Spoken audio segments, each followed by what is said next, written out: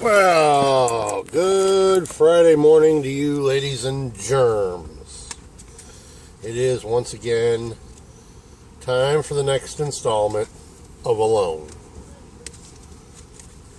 Lousy damn week I've been having.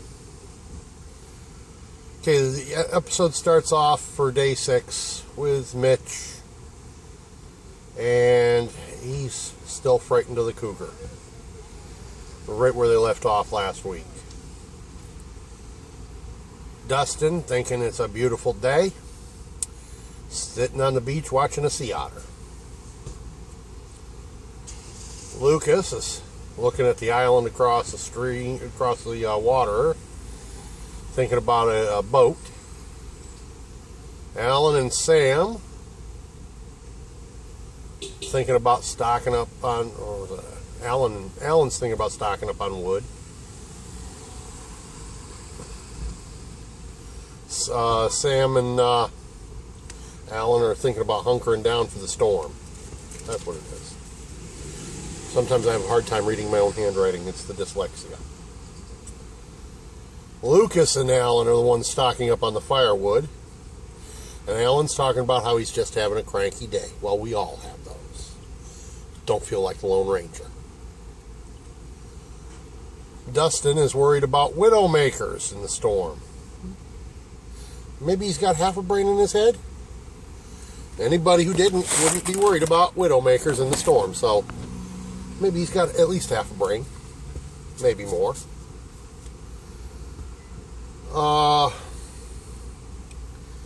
Mitchie the kid. He's also trying to get ready for the storm, but he didn't seem to be doing all that much. He's just walking around on the beach.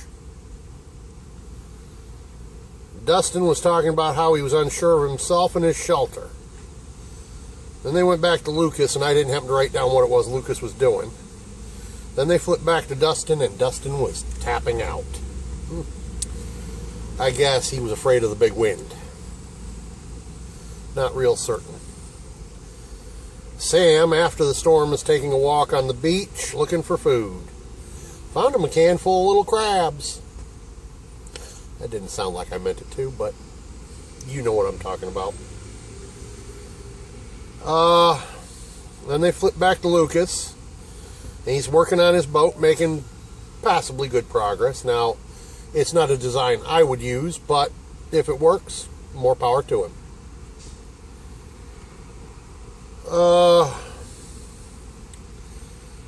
Sam seems to be cracking up a bit. Then we flip over to Alan. And winner, chicken dinner. He's making his very own sharpening stone. Now, Mitch, pay close attention. You could have had your stainless steel canteen and a sharpening stone instead of giving one up for the other. You just DIY the stone. I mean, how do you think they had sharpening stones back in, say, 12 AD? There weren't no factories around sawing them off with a saw, so they were nice, flat, straight bars. You rub two stones together and create your own. Alan has also found what I think is a very good way to keep the bears and the cats and the wolves at bay. Oh, sole mio. He started singing. I guarantee they won't be walking straight into camp while he is. They might come within 50 feet and take a look-see because of curiosity what that noise is, but that's about as close as they're going to come to that noise. Now, Alan's also talking about having to eat small portions because the tide's only out twice a day. Well, son, make hay while the sun shines. Tide's out, gather up all you can gather up. Yeah, and you find you some of that floating debris. Find you, a milk jug or soda pop bottle, and you cut off the top.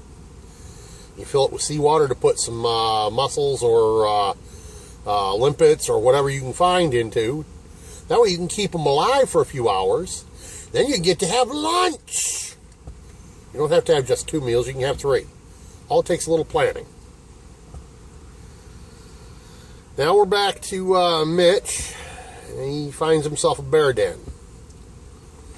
He says he's not going to go in and check it out. Well, they say discretion is the better part of valor.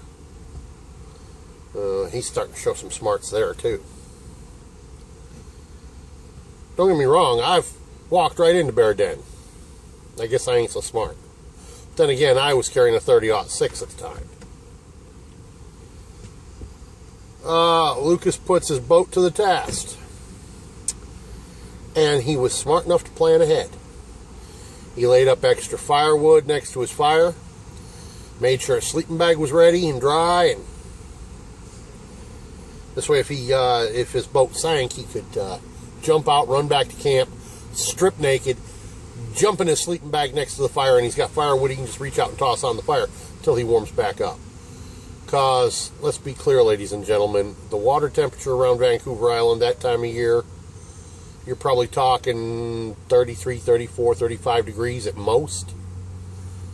Hypothermia in 3 minutes. Death within 15. Maybe 20. Yeah. It's nothing to play with.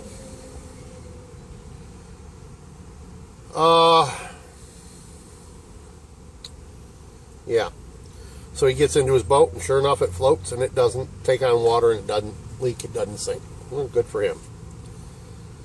Now, they were talking about some stuff at the tail end I did not take notes on for next week's episode.